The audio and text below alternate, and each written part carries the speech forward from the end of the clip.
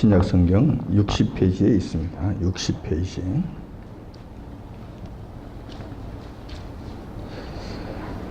자, 찾으신 줄 알고 제가 받들어 공독하겠습니다. 마가복음 5장 1절에서 15절까지 말씀입니다.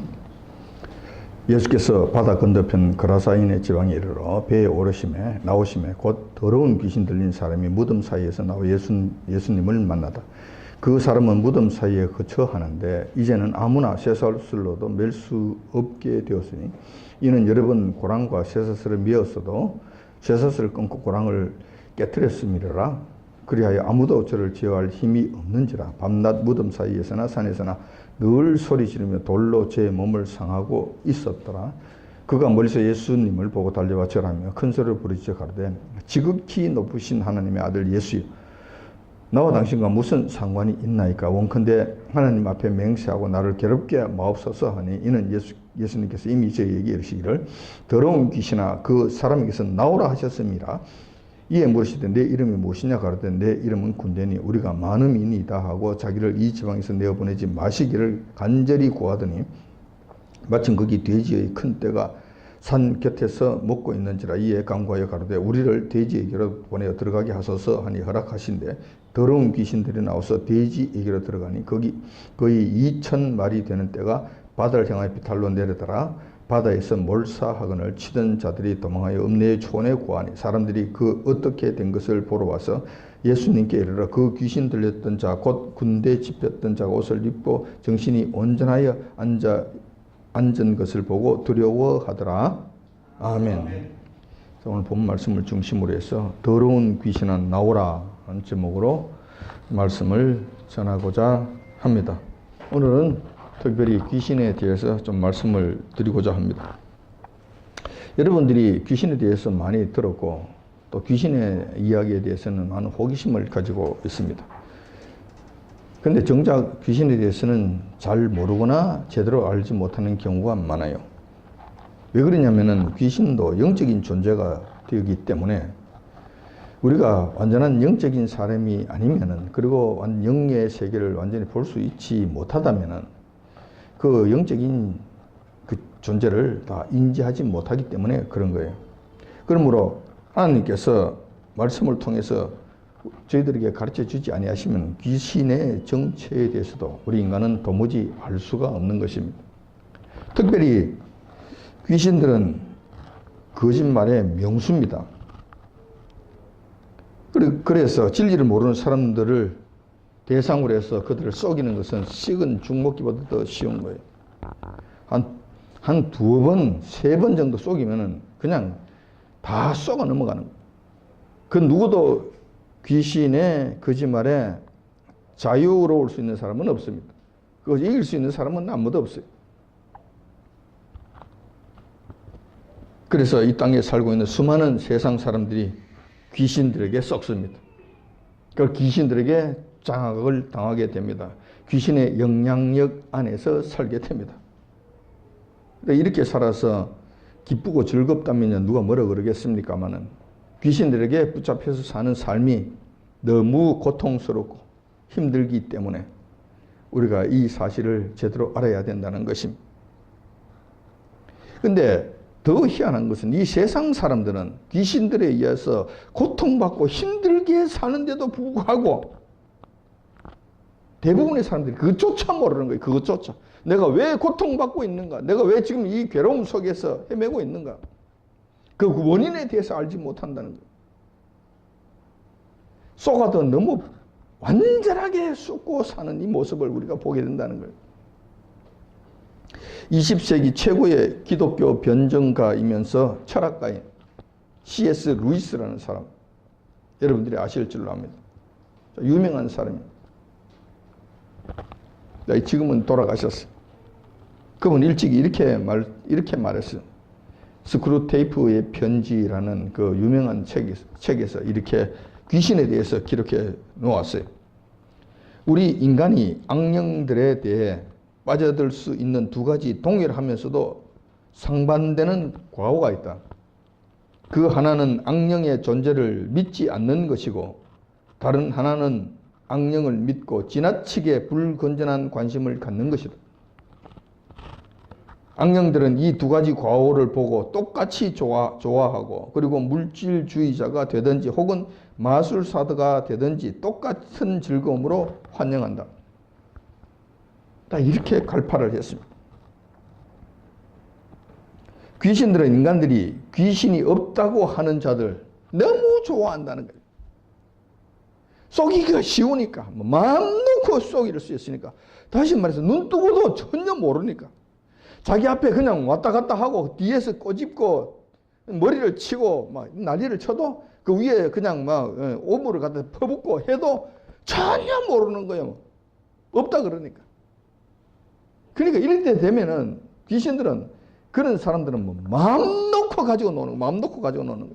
그러니까 환영하는 거예요. 특히 이 땅에서 지식인들이라고 하는 사람들이 대부분 여기에 해당돼요. 이 대명천지 귀신이 어디 있냐고. 영적인 존재가 어디 있냐고. 과학적으로 증명이 되느냐고. 이 따우 소리 하는 순간에 귀신의 밥이 되는 거예요. 완전히 귀신은 장난감이 되어버리는 거예요. 귀신들은 이것을 너무 좋아한다는 거예요. 너무 좋아요. 항상 귀신들은 자기 정체가 밝혀지는 것을 싫어해요. 맨날 나쁜 짓만 하기 때문에. 숨어서 하기를 원하는 거예요. 이것을 C.S. 루이스가 정확하게 본 거예요. 또 다른 부류는 이런 거예요. 귀신의 존재를 알아요. 보기도 한 거예요. 경험하기도 한 거예요. 직접 그와 관계를 가지고 있기도 해요. 그런데 귀신의 존재를 알기는 아는데 너무 지나치게 불건전한 관심을 갖는 거예요. 야, 이건 신기하네. 영적인 세계가 대단한 거야. 그게 뭐가 이래 있는 거야. 그리고 따라가는 거 이거 귀신들이 너무 좋아한다는 거야. 이것도 좋아한다는 거야. 뿐만 아니라 어우 귀신들은 너무 대단한 거야. 아이고 우리가 이길 수 없어. 아이고 귀신 잠나면 해코지 당하는 거야. 큰일 나지. 잠나면 큰일 나지. 그러니까 섬겨야 돼. 그 비를 맞춰야 돼. 거기 가서 빌어야 돼. 또 복을 달라고 그래야 돼. 우리 안 되는 거 소원 성취하도록 우리 소원 성취를 갖다가 빌어야 돼. 이런 형태의 모습들, 이런 형태의 모습들도 귀신들은 너무 좋아한다는 거예요. 나를 섬긴다 이거지. 나를 따라온다 이거지. 내 말 듣겠다 이거지. 자발적으로 내 앞에 무릎 꿇겠다 이거지. 좋아. 마음껏 휘두른다는 마음껏. C.S. 루이스가 이것을 정확하게 봤다는 거예요. 이 두 가지 이 사탄과 귀신들은 좋아한다는 거예요. 따라서 귀신들은 인간들이 무시하면 무시하는 대로 속이고 과대평가해서 두려워하면 그렇게 하는 대로 괴롭힙니다. 그러므로 성경 말씀을 통한 가르침이 없이는 귀신의 정체를 바르게 알 수 없는 것입니다. 벗어날 수도 없고 이길 수는 더더욱 없는 것입니다. 이렇게 해도 귀신의 소나기에 놀아나게 되고 저렇게 해도 귀신에 의해서 완전히 놀아나게 된다는 거예요. 귀신에 대해서 성경에서는 이렇게 가르치고 있습니다. 한마디로 말해서 귀신은 사람들에게 백해무익하다고 말씀하십니다. 백해무익하다고 말씀하시는 거예요. 한마디로 말씀하시면 그렇게 되는 거예요.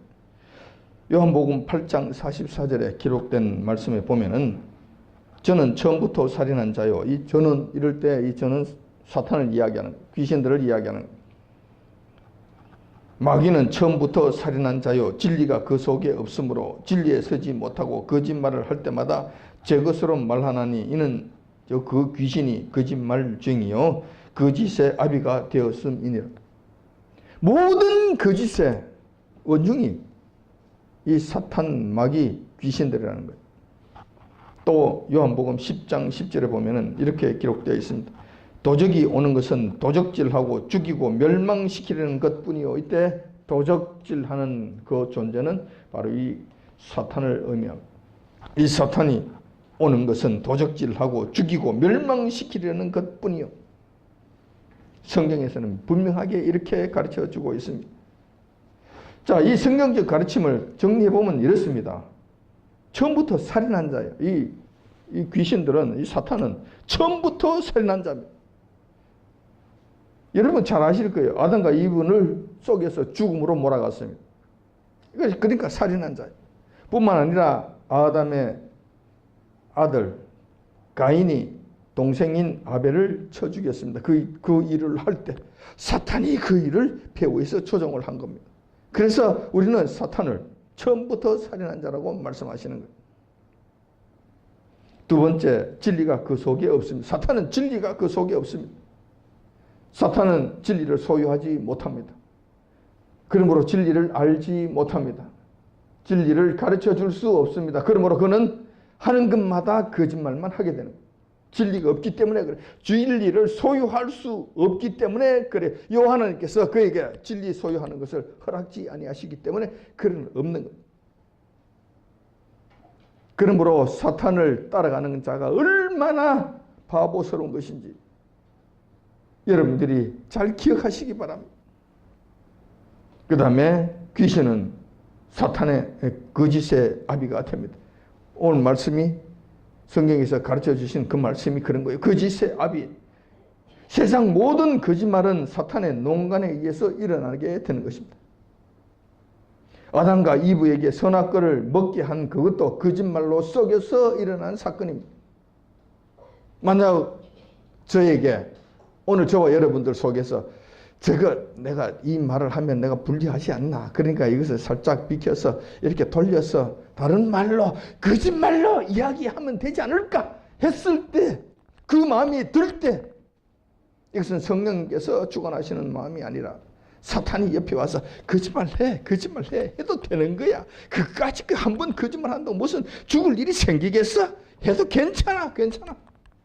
이 영향력을 지금 받고 있다는 거예요. 왜냐하면 모든 거짓말은 사탄에게 속하기 때문에 그런 거예요. 그때는 과감하게 여러분들 외치십시오. 미친 사람처럼 외치십시오. 예수 그리스도 이름으로 명하노니 나를 속이려고 하는 이 귀신들아 떠나가라. 사탄아 물러가라.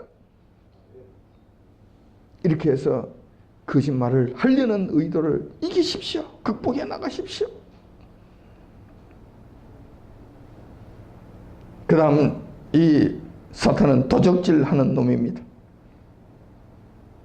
여러분들이 잘 아시다시피 속이는 것과 도적질하는 것은 완전히 사촌간입니다. 이웃 사촌간에 그게 그거예요. 특히 사탄의 경우는 세상 사람들의 영혼을 노략질합니다. 그런 측면에서 정말 도적질해도 큰 도적질을 하는 거예요. 근데 남의 물건 좀 하나 가져간 거는 사람이 타락한 존재이다 보니 그럴 수 있잖아요. 이게 그때 마음에 들어서 하나 가져왔다. 가져와서 보니 아이고 내가 잘못했네. 그럼 다시 갖다 놓을 수 있잖아요. 아이고 죄송해요. 내가 괜히 이런 나쁜 마음을 먹었습니다. 죄송합니다. 갖다 놓을 수 있잖아요. 그리고 또 아니면 이거 내가 써버리고 없애버렸다. 그런데 나중에 아이고 내가 정말 잘못했네. 그러면은 그 사람한테 가서 내가 사실상 이걸 내가 가져와서 내가 썼는데 정말 죄송하다. 다른 것으로 보답해 줄게. 이것을 대신 드릴 테니 용서해 달라. 그러면 되잖아요. 어느 정도 되잖아요. 근데 이 영혼을 노략질 해버리면은 영혼을 잡아가 버릴 것 같으면은 이것을 무엇으로 보답하느냐고, 무엇으로 회복을 시키느냐고요. 그래서 이 사탄은 정말 나쁜 존재예요. 우리에게서는 너무 나쁜 존재예요. 도적질하는 것으로 끝나는 것이 아닙니다. 그 다음에 죽입니다. 사람을 죽음으로 몰아갑니다. 죄를 짓게 하면 죄의 결과로 몸이 죽음을 맞이하게 됩니다. 몸이 죽음을 맞이하게 된다는 거예요. 죽음의 고통에 몰아넣게 된다는 거예요. 이 모든 일들은 사탄이 배후에서 이 일을 한 거예요. 우리가 죄를 짓지 않았을 것 같으면 이 몸도 죽지 않았을 거예요. 이 몸도 죽지 않는 몸으로 영원토록 살아가게 될 거예요. 근데 사탄이 귀신들이 이 일을 하게 해서 우리를 죽음으로 몰고 간다는 거예요. 그래서 이 사탄은 도적질하는 놈이고 죽이는 놈이고 그 다음에 마지막으로 멸망시키는 놈입니다. 육신의 몸만 죽음으로 몰아가면 얼마나 좋겠습니까? 그런데 그것으로 끝나지 않는다는 거예요. 영혼까지 영원한 형벌에 빠지게 한다는 것입니다. 다시 말해서 지옥 형벌에 빠지도록 하는 것, 여기까지 가야 사탄이 자기 힘을 끝내는 것. 이렇게 보면 귀신은 세상 모든 악의 권원이 되고 죄의 본산지가 되는 것입니다. 그래서 사탄, 귀신이 성도들에게 있어서는 철천지 원수가 되는 것입니다. 성경에서 말씀하시는 철천지 원수라는 것입니다. 오늘은 귀신 들린 자의 삶이 얼마나 고통스러운 것인지 한번 살펴보고자 합니다. 귀신의 정체에 대해서는 이 정도 말씀을 드리고 본문 말씀을 통해서 사탄과 귀신에 들리면은, 붙잡히면은 어떤 삶이 되는가 한번 살펴보고자 하는 것입니다. 예수님께서 배를 타시고 갈릴리 호수를 건너서 그라사 지방으로 복음 전파 사업을 위해서 가셨습니다. 그 그라사 동네 마을 입구에 임하시자 심각하게 귀신 들린 자가 나타나게 됩니다. 예수님께서는 그 귀신 들린 자를 불쌍히 여겨주시고 귀신을 쫓아주십니다. 아주 이거 험악한 귀신이 들린 자예요. 그 결과 귀신 들린 자는 귀신으로부터 풀려나서 새로운 삶을 살게 됩니다. 여기서 오늘 우리가 주목하고자 하는 부분은 귀신 들린 자의 삶의 모습입니다. 얼마나 비참하고 얼마나 고통스러운지 하는 것을 살펴보고자 하는 것입니다. 이왕시 귀신 들린 자의 삶이 얼마나 고통스러운지 우리가 살펴봤다면 이어서 그 고통받고 있는 그 자를 구원할 수 있는 방법은 없는가? 그를 거기서 살릴 수 있는 방법은 없는가? 그것이 한번 살펴보고자 하는 것입니다. 세상적으로는 없습니다. 불가능합니다. 방법이 전혀 없습니다. 성경에서만 그 방법을 가르쳐주고 있습니다. 자, 그라사 광인이라고 우리 일단 그렇게 성경에서는 말씀하고 있는데 그라사 광인, 그라사 지방에 살고 있는 귀신 들린 사람, 광적인 사람, 이 사람의 비참한 모습에 대해서 우선 한번 살펴보고자 합니다. 귀신 들리면 이런 삶을 사는 거예요. 귀신 들리면 여기에 준하는 고통 가운데 사는 거예요. 첫 번째, 무덤 사이에서 삽니다. 무덤은 우리 인간들이 살 수 있는 그 주거 환경이 아닙니다. 정상적인 사람이 거기에 있을 곳이 아니에요. 그런데 이 귀신 들린 사람은 이 무덤 사이에서 사는 거예요. 자기의 거처가 무덤 사이예요. 무덤 사이. 자, 여러분들 이 성경 말씀에 무덤 사이에서 산다고 할 것 같으면 여러분들이 먼저 상상하는 것은 이걸 거예요. 공동묘지를 생각할 거예요. 그래, 음심한 그곳, 밤이 되고 어스름하고 비가 추적추적 내리면 거기에서 무슨 귀신 들린 그런 처녀 귀신들이 그냥 입에 피를 물고 그냥 그리고 나타나는 거예요. 이런 것을 여러분들이 먼저 상상하게 될 거예요. 그런데 뭐 그렇게 상상하셔도 뭐 괜찮아요. 별 문제는 없어요. 우리나라에 귀신 들린 사람들은 또 그런 곳에서 그런 식으로 살 것이니.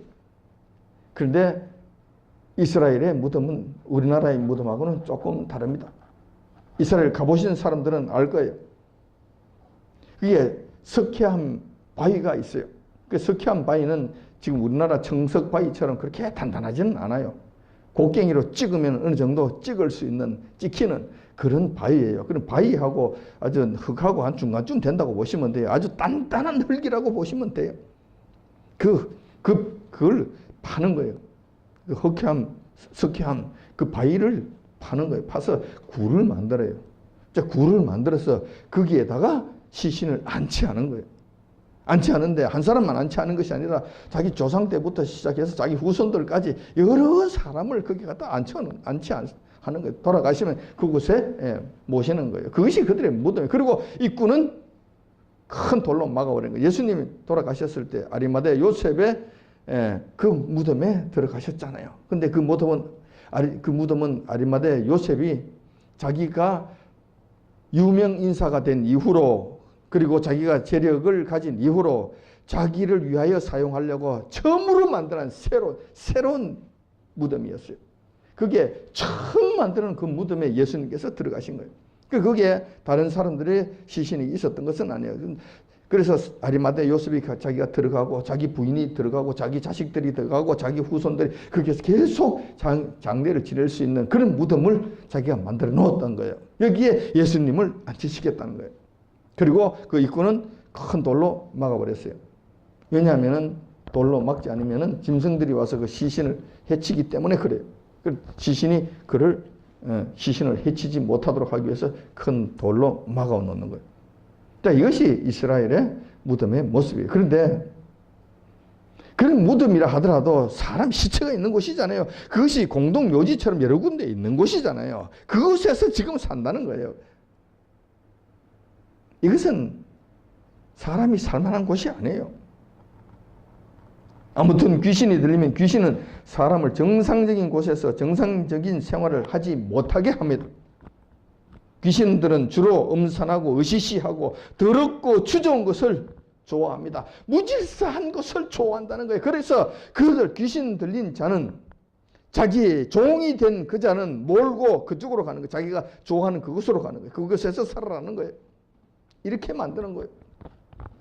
이 삶이 얼마나 고통스럽겠습니까? 반대로 성령님은 질서의 영이십니다. 성결의 영이십니다. 성령께서는 깨끗한 곳을 좋아하시고 깨끗한 곳에 살기를 원하십니다. 당신의 백성들이 정결하고 정갈하고 질서정연한 곳에서 사시기를 원하시는 것입니다. 두 번째, 그라사 광인의 이 모습을 사는 모습을 보면은 쇠사슬에 묶인 삶을 사는 거예요. 사람이 자유롭게 사는 것도 힘드는 판인데 숨쉬고 사는 것도 힘들다고 그러는데 쇠사슬에 묶여서 사는 것이 이것이 얼마나 고통스럽겠습니까? 귀신 들린 자들은 귀신의 힘에 의해서 괴력을 발휘하게 됩니다. 엄청난 힘을 발휘하게 된다는 거예요. 그 힘, 엄청난 힘이 있으면 뭐 나쁠 거 없잖아요. 근데 이 힘을 절제해서 적절하게 유효적절하게 사용하면 얼마나 좋겠습니까? 삼손처럼 나라를 구하는 일에도 사용할 수 있잖아요. 그런데 귀신 들린 사람은 이 엄청난 힘을 갖기는 가져도 귀신들에 의해서 힘을 얻게 되기는 되어도 이걸 절제하지를 못하는 거예요. 자유자재로 쓸 때 쓰고 쓰지 말아야 될 때 안 쓰고 하는 이런 것이 안 된다는 거예요. 여러분들이 잘 아실 거예요. 절제가 되지 않기 때문에 아무 데서나 그냥 힘을 발휘하는 거예요. 주변 사람들에게 위협이 됩니다. 지나가는 사람들이 겁을 먹게 됩니다. 그러니까 주변에 있는 사람들이 야 이거 안 되겠네. 이거 무서워서 어떻게 그 옆에 지나가겠나. 저 사람 때문에 어떻게 살 수 있겠나. 그러니까 이거 묶어놓자. 묶어놔야 좀 우리가 덜 겁을 먹을 거 아닌가. 더 위협이 될 거 아닌가. 사나운 개처럼 묶어놓자. 그래서 쇠사슬을 묶어놓는 거예요. 그런데 그 쇠사슬까지도 쇠고랑까지도 끊어버리는 그런 괴력을 보입니다. 그러니 쇠사슬을 끊을 때 그 본인의 얼마나 그것도 고통스럽겠습니까? 쇠사슬에 묶여 있는 것도 비인격적이고 쇠사슬을 끊는 과정도 그에게는 힘든 일이 될 것입니다. 그 과정에서 세상 사람들은 주변에 있는 사람들은 이웃 사람들은 가까이 하지 않으려고 할 겁니다. 손가락질 하게 될 겁니다. 인간관계가 다 끊어지게 될 것입니다. 자기만 혼자 외롭게 살게 될 것입니다. 괴력은 있어도 바보가 되고 사람들로부터 버림을 받는 그런 비참한 삶에 이르게 된다는 거예요. 또 세 번째 보면은 이 그라사 광인은 밤낮 소리를 지르면서 삽니다. 왜 밤낮 소리를 지르겠습니까? 고통스러우니까 그렇지 않겠습니까? 불만스러우니까 그런 것 아니겠습니까? 그 광인은 잠시도 가만히 있을 수 없습니다. 속에 들어있는 귀신이 발작을 함에 따라 그도 함께 발작을 하는 모습입니다. 뭔가 엄청난 불만과 엄청난 괴로움이 그로 하여금 소리를 지르지 않고는 견딜 수 없게 만든 것 같습니다. 그런데 그 소리 지르는 것이 어쩌다 한 번씩 소리 지르면야 그나마 소리 지르지 않을 때는 쉼을 얻고 괜찮을 거 아닙니까? 그런데 오늘 본문 말씀에 보니까 밤낮 소리를 지른다고 합니다. 밤에는 잠을 자야지. 밤에는 쉬어야지. 만물들도 쉬는데 그도 쉬어야 될 거 아니에요. 근데 밤에 쉬지를 못한다는 거예요. 낮에는 말할 것도 없고 밤낮 소리 지르라고 그러는 쉬지도 못한다는 거예요. 시간뿐만 아니라 장소도 구애받지 않습니다. 어디에서도 소리를 지릅니다. 무덤 사이에서도 소리를 지릅니다. 산에서도 소리를 지릅니다. 늘 소리를 지르면서 살아갑니다. 여러분, 1시간 설교하고 내려와도 힘이 빠지고 기운이 지난 것을 느껴요. 그런데 소리 지르면서 산다는 것이 그것도 고래고래 과음을 치를 건데 미친 듯이 소리를 지를 것인데 그의 삶이 얼마나 힘들겠습니까? 그에게 얼마나 진이 빠지겠습니까? 이렇게 사는 삶이 얼마나 끔찍할 것입니까? 소리 지르는 것이 자신의 고통을 호소하는 것이지만 또 다른 문제를 일으킨다는 것입니다. 그 소리를 듣는 이웃들에게, 주변 사람들에게 얼마나 큰 불안감을 주고 그들을 고통스럽게 할 것인가 하는 것도 우리가 생각해 봐야 된다는 거예요. 귀신들이 하는 일은 그래요. 자기만 고통스러운 것이 아니라 주변에 있는 사람까지도 못 살게 한다는 거예요. 네 번째로 그라사 광인이 사는 모습은 또 다른 비참함을 보여주고 있는데 그것은 제 몸을 상하게 하는 것입니다. 이거는 사탄이 하는 일 중에 하나입니다. 귀신은 그가 사로잡은 자를 그냥 가만두지 않습니다. 날마다 시간마다 들들 볶습니다. 그러므로 귀신 들린 자에게는 자유함도 없고 쉼도 없습니다. 더더욱 자기 몸을 상하게 하는 거예요. 자기 몸을 괴롭게 하는 거예요.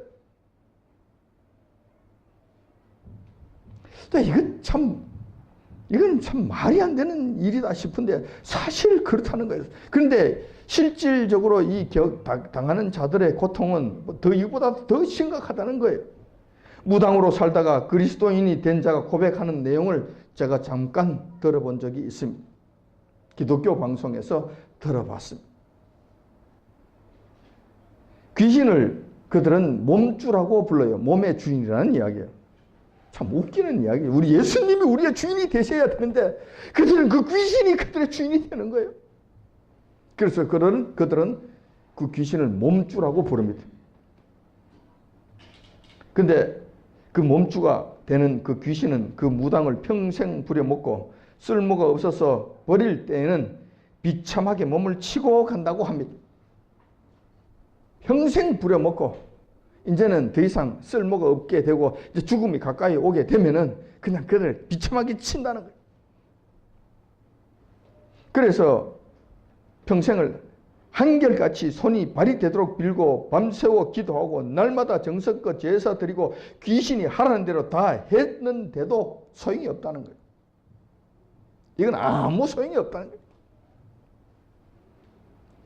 그렇기 때문에 무당들은 대부분 자신들의 말로가 어떻게 될 것인지 알고 있대요. 그들의 말로는 비참하게 될 것이라는 것을 그들은 알고 있대요. 자기 선배들을 통해서 눈이 보아왔고 자기가 지금 당하는 일들을 통해서 그 결말을 예측을 한다는 거예요. 안다는 거예요. 그래도 다른 방법이 없으니까 그 귀신들로부터 빠져나오지 못하고 그냥 묶여서 살고 있다는 거예요. 얼마나 비참한 일입니까? 얼마나 고통스러운 일입니까? 근데 뿐만 아니라 버림을 받은 그 때가 아니고 한참 귀신을 잘 섬기며 정성 시대를 누리고 있는 그때 한참 귀신에 의해서 그냥 붙잡혀서 귀신의 일들을 하는 그 한참 시대 때에도 그렇다는 거예요. 가끔씩 귀신들이 심통이 나면 이유 없어요. 심통이 나면 그 무당의 몸을 쳐서 괴롭힌다는 거예요. 병들게 하는 것은 뭐 말할 것도 없고 아프게도 하고 그냥 밤새도록 대굴대굴 구불게도 한다는 거예요. 그래서 그러면 막 죽기 살기로 빈다는 거예요. 자문했다고 죽기 살기로 빌어. 그러면 거기서 쫙 풀어준다는 거예요. 이런 삶을 산다는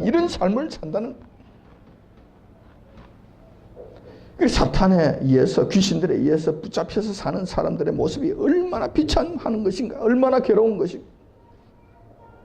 우리의 상상을 초월하는, 그래서 여러분 이걸 아셔야 돼요.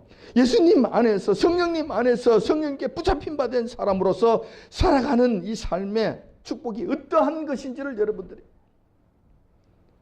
조금 이해를 하시기 바랍니다. 이해를 하시기 바랍니다. 그리고 감사하시기 바랍니다. 그런데 그러사 광인에게 있어서 한 가지 엄청난 특징이 나타나는 것을 보게 됩니다. 그 특징은 예수님을 알아보고 항복한다는 거예요. 이건 좀 신기한 일 아닌가요? 여러분 이상하게 생각되지 않습니까? 그러사 광인의 경우를 보면은 예수님께서 오시자 멀리서부터 알아보고 스스로 달려와서 무릎을 꿇습니다. 이거는 도저히 상상이 안 가는 일이에요. 왜냐하면 그전에는 안 그랬잖아요. 이 사람은 고래고래 과음을 짓는 사람이고 엄청난 괴력이 있어서 주변의 사람들을 지나가지 못하게 하고 쇠사슬을 끊어버리는 그런 엄청난 힘이 있는 사람이잖아요. 그런데 예수님께서 어떻게 그들 앞에 무슨 무력을 행사하시는 것도 아니고 힘을 보여주시는 것도 아니고 아무것도 아니고 그냥 가냘픈, 식사도 제대로 하지 못하셔서 그냥 살도 없으신 마르신 그분께서 가냘프기 그지없는 그 예수님께서 나타나시자 그 앞에 그냥 갑자기 순한 양이 되는 거예요. 밤낮 소리 지르며 사람들을 위협하고 쇠사슬을 끊으면서 무인격의 모습을 보이던 것과는 완전 판이한 모습을 보입니다. 이게 정말 신기하다는 거예요. 물론 그 광인은, 그 사람이, 광인 그 자체가 예수님을 알아보지는 못했을 것이다. 그 속에 들어있는 귀신이 예수님을 알아보고 잔뜩 겁을 먹고 그 앞에 자발적으로 무릎 꿇는 이런 모습이었을 겁니다. 그런 다음에 예수님 앞에 통사정을 합니다. 같은 모습을 기록한 누가복음 8장 31절에 보면은 이렇게 기록되어 있습니다. 무저갱으로 들어가라 하지 마시기를 강구하더니 라고 되어 있습니다. 이게 무슨 말이냐 할 것 같으면 지금 예수님께서 그 자리에 서서 지금 당장 이 말씀을 하실 수 있다는 거예요. 무지갱으로 들어갈지어다 이 말씀을 하실 수 있다는 거예요. 이 말씀이 주님의 입에서 나올까 싶어서 그건 이 귀신은 막 전전긍긍하는 거예요. 전전긍긍, 절절절절 맨다는 거예요. 왜냐하면 귀신에게 무지개행으로 들어갈지어다 말씀하시는 그 순간은 그는 무지개행으로 들어가야 되기 때문에 그런 거예요. 예수님께서 재림하실 때 사탄이 사로잡혀서 무지개행으로 들어가게 됩니다. 그곳에 먼저 가라는 거죠. 그곳에 들어가라는 거예요. 이 귀신들은 이것을 안다는 거예요. 여기 들어갔을 때 얼마나 비참하게 될 것이고 자기 삶이 이제 끝이 난다는 이 사실을 그는 안다는 거예요.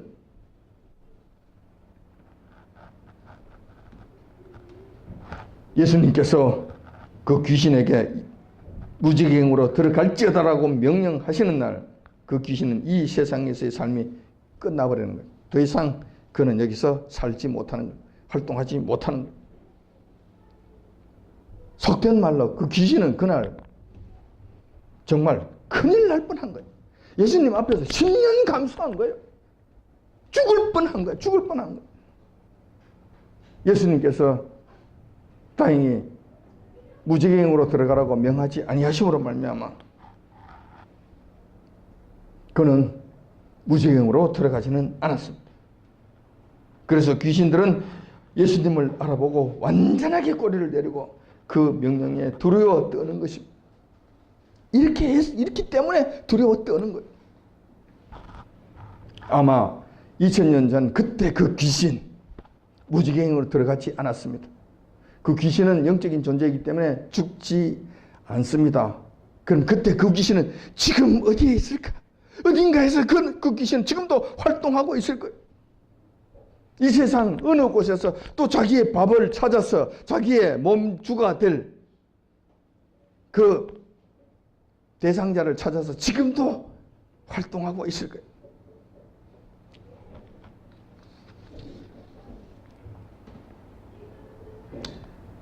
우리가 그라사 광인의 경우를 보면서 이 두 가지는 생각해야 될 줄 압니다. 첫째, 우리가 그라사 광인처럼 귀신에 붙잡히지 않았음을 주님께 깊이 감사하기 바랍니다. 그렇게 살지 아니함에 대해서 여러분 깊이 감사하시기 바랍니다.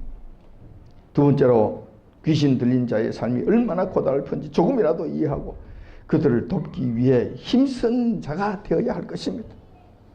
이 두 가지만은 여러분들이, 저와 여러분들이 이 말씀을 통해서 잘 기억했으면 좋겠습니다.